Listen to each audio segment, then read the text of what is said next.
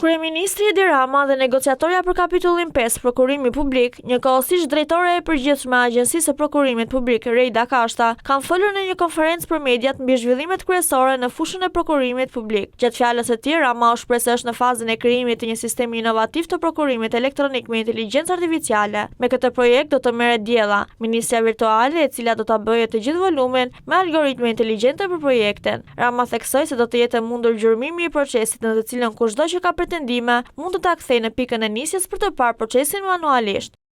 Dhe tani më jemi gati të kalojmë në fazën e ndërtimit të një sistemi absolutisht inovativ të prokurimit elektronik, një sistem unikal me inteligjencë artificiale, në ndërkohë që, siç e kam thënë dhe në raste tjera, ekspertët tanë nuk kanë punuar në një ishull të izoluar, po kanë ndërvepruar me ekspert qoftë të fushës prokurimit, qoftë të fushës inteligjencë artificiale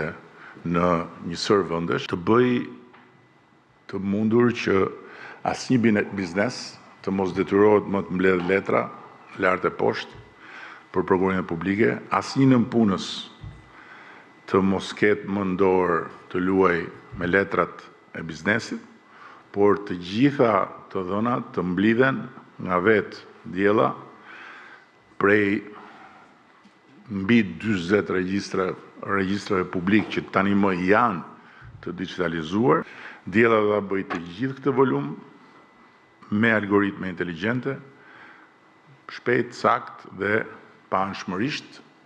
por e përsëris, i gjithë procesi do të jetë plotësisht i gjurmueshëm dhe për çdo që do të ketë pretendime, do të jetë plotësisht e mundur që të rikthehet në pikën e nisjes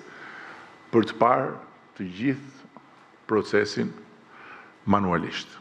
Rama gjithashtu deklaroi se Agjencia Kombëtare e Shoqërisë së Informacionit Akshi do të funksionojë ndarë me Shoqërinë Republike Albanian Digital Solution. Kryeministri u shpreh se kjo kompani do të jetë 100% shtetërore dhe që synon të jetë një forcë udhëheqëse në tregun e teknologjisë. Akshi tani më nuk është një dhe i vetëm. Akshi do të funksionojë i ndarë me një shoqëri të re publike, Albanian Digital Solutions, e cila do të jetë një kompani